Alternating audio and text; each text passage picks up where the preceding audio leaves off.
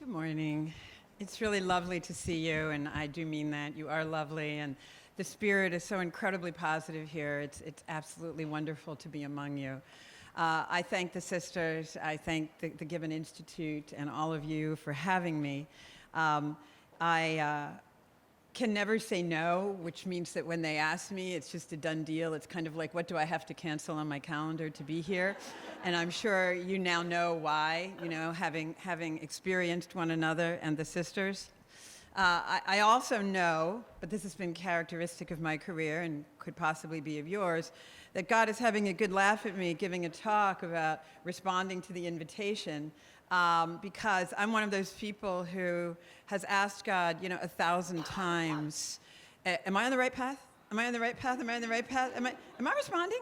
Did I hear you right? Sometimes, I don't know how many of you, you're too young to remember this Saturday Night Live sketch, but they used to have a comedian named Phil Hartman, and during the rise of sort of evangelical, awareness of evangelicals in the United States in the 1980s, with those elections into the 90s, they were just in the news a lot, and they had a Saturday Night Live sketch where a woman, an evangelical woman, was sitting at her kitchen table, and she would say, Jesus, thank you for this coffee. It's delicious. And Jesus said, should I put more sugar? Am I putting too much sugar in my coffee?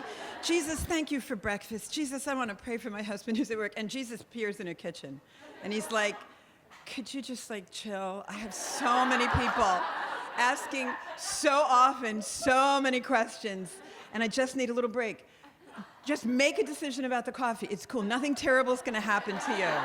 Your husband is going to be fine, etc. Anyway, I often remind myself of that woman. I'm constantly, even when all these things are happening where it seems like I'm moving along the path that I should be, I'm like, I need to go on a 5-day silent retreat to figure out if I should do this or this, right? And so having me talk to you about answering the invitation will be characterized by my experience attempting to answer the invitation. So I'm going to be addressing, questions like what invitation, why should I, is it one decision or many? And responding to you briefly to say, yes, there is one. It's crucial that you answer it.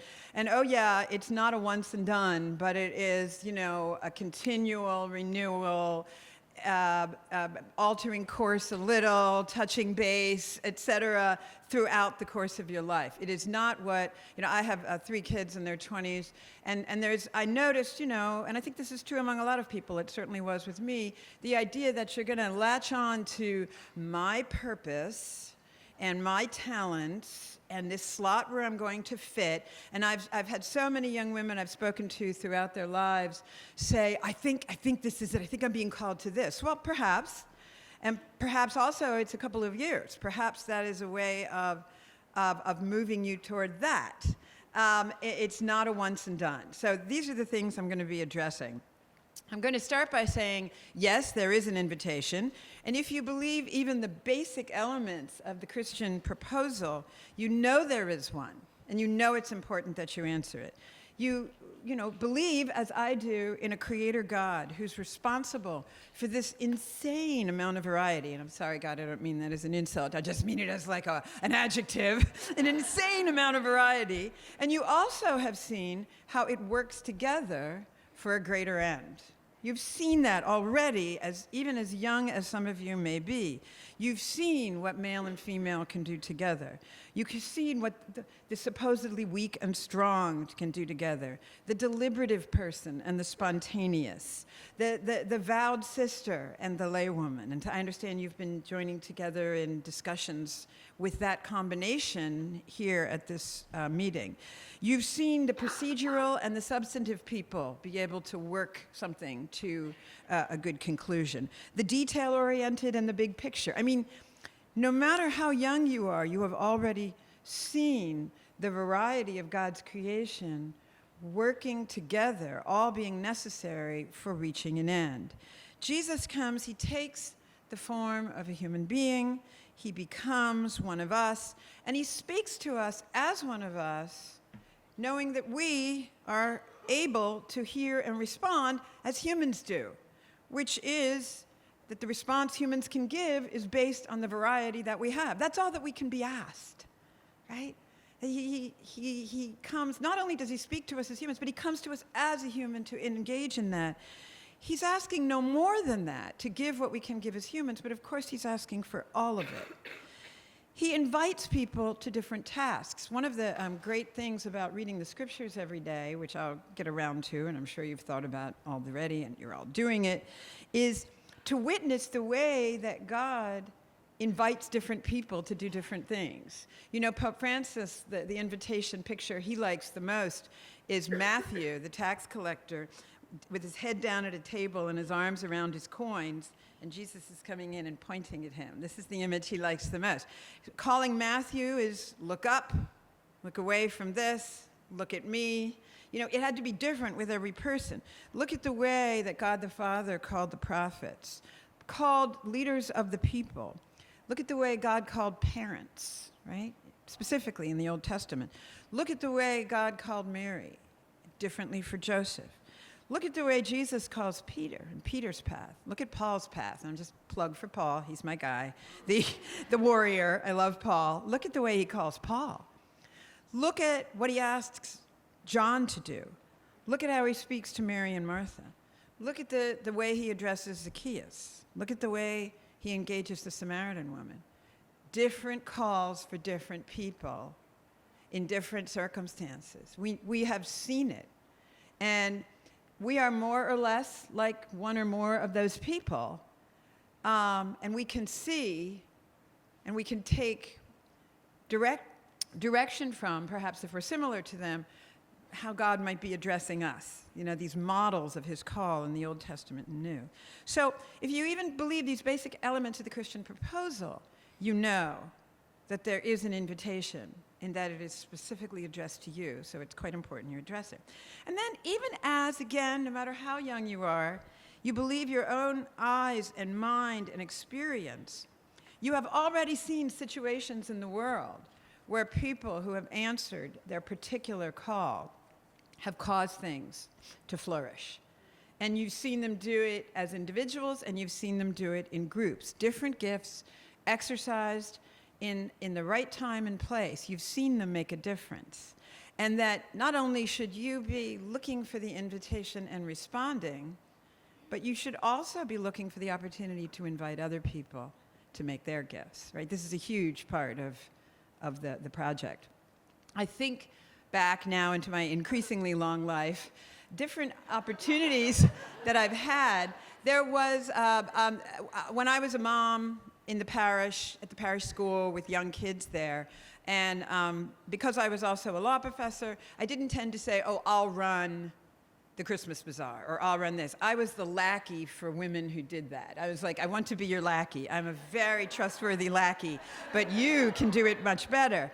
And so at one point, they put me in charge of a bigger part of the Christmas Bazaar than I wanted, which was I sew. And so I was sewing like quilts and Christmas skirts, and I was ripping up old Lily Pulitzer and making these wildly overpriced stockings for the suburban set.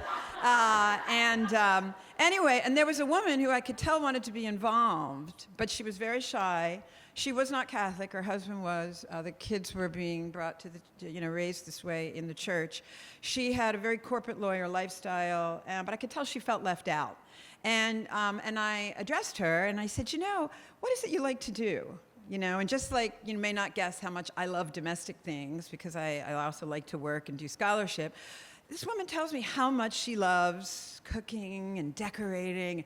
I go over to her house and I find that her background is Polish, and she had taken these beautiful Polish like shields, family shields, and she'd painted different ones up the steps of her house. She had done tiles and done her kitchen wall and all these beautiful things. And I said, oh, well, I'm going to be doing sort of the gathering together of the things we're selling that are being sewn for the Christmas Bazaar, but why don't you decorate the booth and set them up and wrap them in particular? And it brought her out of her shell to be a person who was now more participative in everything. I remember a woman in my law school class, extraordinarily quiet, who steady, calm to my Jack Russell Terrier of a lawyer. You know, I knew this woman was going to go into transactional law when I was going into litigation. You know, like she was going to be the woman who could make her way through the contracts and really be a good service to her client, where I was going to be at the trial, you know, just on fire for every little thing that was happening. And I thought, I need her to do my big trial. We all had to perform a large trial. And she was shocked that I would pick her because I was really mouthy and very aggressive in the trial ad class. And I said, no, I know who you are. You miss nothing.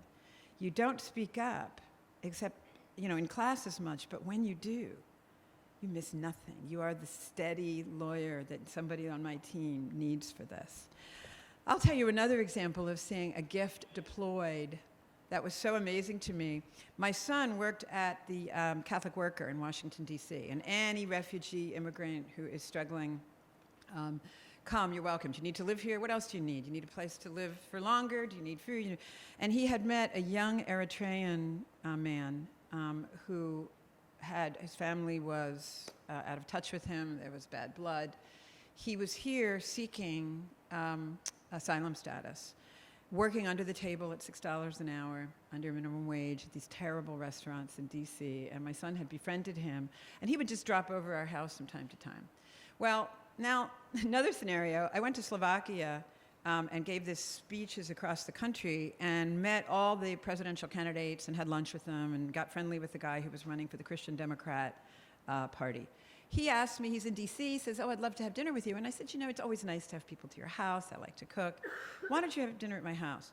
So it's me, it's my youngest son, who I'm not sure if his hair was aqua, pink, or some other color at that point, but it was very colorful. And this guy is this august presidential candidate. My older children are away at college. My younger son is there. And a knock comes on the door as I'm beginning to serve dinner. It's this young man from Eritrea. And he always brought a gift, even though he had no money. These were green donuts for St. Patrick's Day. And of course, I invited him in, and he needed a meal. Do you want to eat dinner? So it's me, the Christian Democratic presidential candidate from Slovakia, my 16-year-old son, and I was like, wow, what are we going to talk about? And the presidential candidate, turns out, you know, you don't get to be that position unless you are a person of extraordinary communication abilities and people touching abilities. And he starts by saying to this young man, oh, you know, tell me about your life back in your country. He starts telling him. He turns out the young man is quite a cook. He wants to replicate his mother's peanut soup. And he wants to have a stand of Eritrean food in D.C. He wants to be legal and have a food stand and make his living that way. And he starts talking about his mother and her cooking and how he loves her, but how he's broken with the rest of the family and how he's struggling here, but he's a good cook. And they won't let him get past being a busboy in these restaurants. I mean, I just wanted to cry. And the presidential candidate is then talking about his mother and what a cook she was and what they make. And they end up switching emails and recipes. You've seen it. You just have to take note of it when you see it. It was like a Babette's Feast moment, right? Of seeing everybody bring forth what they had in an unexpected manner. And there was a holy atmosphere at the table of kindness and dialogue. And then my younger son, because we're talking food and cooking, and he likes it, we talked about cooking, right? Another place that maybe you've seen it, and again, a sign of my longer life here, is that when somebody dies, you see the hole they've left. And I have now not only lost parents, but a sister, which is where you really see a hole, and friends, etc. And they don't know what a gift they are. They don't know. I lost an aunt very young. We kind of knew that she was the glue of the family, but then you saw the drifting when she left. You were like, oh, where's the glue? Where's Lourdes, right? My sister, who had suffered a variety of intellectual disabilities from birth, was also a kind of glue. She was the reason why our family, I'm convinced, diverse as we are, the 5 kids of us, we don't really have any differences because we all knew what was the most important thing, which was community with her, right? You just know that. You know when you see her struggles, whether it's finding a job that could work, or friends, or happiness, or a place to live that is also beautiful, that she can accomplish, but also be near her family because they need to help. You know what's important. And you know what she brought. And then when they're gone, you see the shape of that whole. Okay? So you already know it, even if you didn't believe the Christian proposition.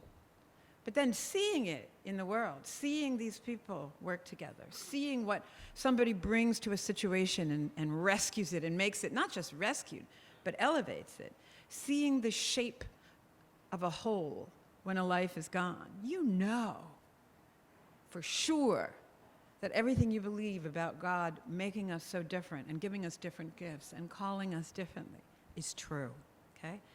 We also know what it looks like by distinction if you don't move toward accepting this invitation. And I can tell you in my life, you know, when I was in transitional points that wasn't where I was supposed to be, I was miserable. I was bored, or I was frenetic. I was just trying to keep up with the pace of something, the tasks, task. It's easy to be busy, but I wasn't going anywhere. I felt wasted. You feel angry. You start turning to other compensating things. For me, by the time I was finished, I just wasn't called to a corporate law practice, right? For some people, it just wasn't for me. By the time I left it, I had psoriasis, not quite colitis, but like on the way to there, and a 3-pack-a-day smoking habit. And the Friday night, oh, for God's sake, somebody give me a drink because I deserve it sort of approach to just get through the week, right? It wasn't for me. You could see by these things, okay? I was restless. I was always looking, okay? You can see the shape, the signs of not accepting the invitation. One other thing that kept me back was false humility. People would say to me, oh, you need to do this. You need to take this leadership position. You need to be out there. And I would be like, well, why should I? I know, because I travel in really smart circles. And after you've met one another, you'll be tempted to say, who am I? I mean, the whole point of this is not for you to say that. Who am I to accept an invitation to do something marvelous? No. Opposite message, right? But when you're around fabulous people, your tendency is to say, who am I? And I travel. My colleagues at School of Law are just amazing. They're all super smart. They have these different awesome gifts, right? And I'm always tempted to say, who am I, right? But false humility is a problem. You know, no humility is a problem, but false humility is equally a problem. Okay? And not understanding that you're meant to take the lead. I've seen, you know, in searches for leadership, searches for law school deans, presidents, et cetera, people will ask me, oh, you know, why don't you agree to be considered for this? And I'll say, you know, is this false humility that I don't think I can lead? Or is it really that, no, I'm working in a different field here, and I'm leading here, and I need to stay here? But I always have to ask myself the question, because I remember when they asked me to take over the position to be sort of the public face of the church on the abortion issue, go on TV constantly, I remember saying, well, who am I? I don't look good on TV. My actual hair is this kind of thing, the curls that with the blue screen behind it, looks like I just put my hand in a plug. And, you know, and I just didn't look good on TV, and I had serious acne at that time in my life. And I'm like, who am I to do this? And you know, what do I know? I don't know enough. I'll never know enough. I could always be caught short, and I can't be embarrassed like that. That was false humility. I could work up to it. It was my gift. Other people were seeing it. I also want to say why, as Christian women, it's important that you answer this invitation in particular. Jesus is not a 2,000-year-old memory, but he rather is with us today, not only in the Eucharist, but in our witness to one another. And if you are not a witness pointing to Christ, then he's sure to witness in the spot where you are, which is an important spot by definition, because it exists, and he made it. He's sure to witness. So it's crucial that you answer that question. It's also the fact that what is a woman today in the United States? What is woman today is a question that's still up for grabs. And frankly, I was laughing. I was trying to explain to my kids the feminism that I grew up with. And I said, well, let me just, get out my phone and play you a couple of YouTubes. So I played them two. One was the ad for Charlie perfume. And the other was for the woman bringing home the bacon and putting it in the pan. And she's sexy. She's in a suit, swinging something like this. She's in a low-cut evening gown. And she's got a baby in her arm. And she's frying bacon, and she's bringing home dollar bills in her hand, okay? She is all of it. And everybody bursts out laughing because it's so obviously, it's just so in your face. And then I played them Helen Reddy's I Am Woman, Hear Me Roar. And I said, this was my context in my teens and 20s. And I said, the irony is that it's disguised in a lot of sophisticated language, so-called, cutting edge values, equality, dignity, freedom, happiness, but it's the same silly, doctrinaire message, which I think is that, you've got to be physically, sexually attractive and alluring, but you still have to have your eye on the man as the standard. You really have to. That's really the standard, and we're constantly trying to match up to it. You have to be ambitious, aggressive, individualist, successful in very material, worldly ways. You might like, as part of your array of accomplishments, a soulmate, male or female, spouse or cohabiting partner, and also you might want, as part of your array of accomplishments and pleasures, a child, or more, or not, okay? You're going to need, because it is the sine qua non of the so-called feminist movement today, you're going to need contraception and abortion to get to this image, and you're definitely going to need an array of government benefits to make it possible for you to have it all, with an understanding that having it all means you definitely got to have that job, because that's the number one thing. And children are a penalty to that, so the government has to assuage the child penalty.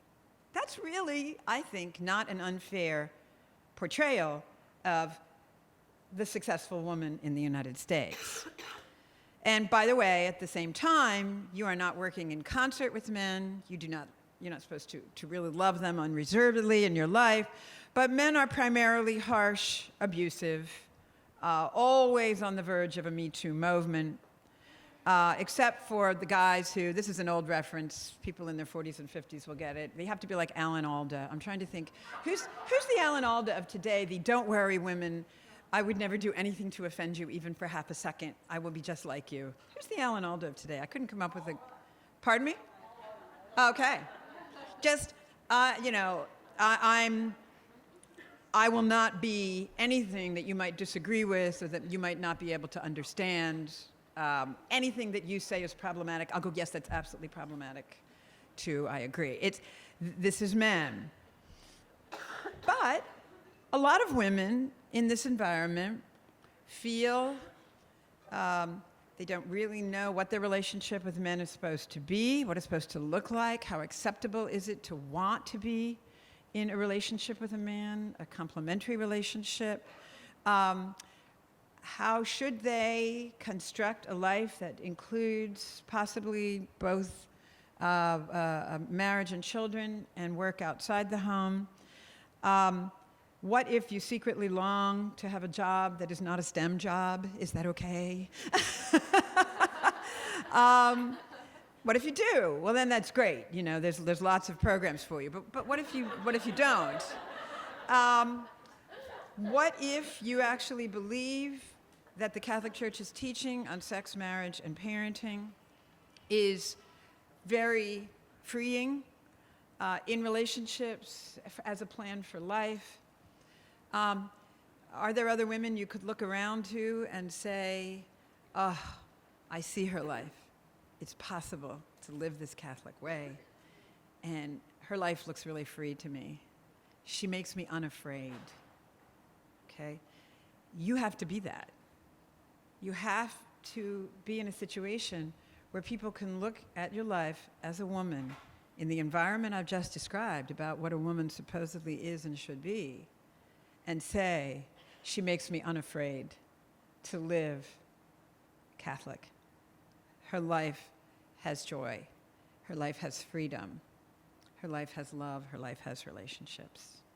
Okay. Finally, how to remain rooted in this, right? How to answer the invitation, not just once, not just a couple times, but to endure in it.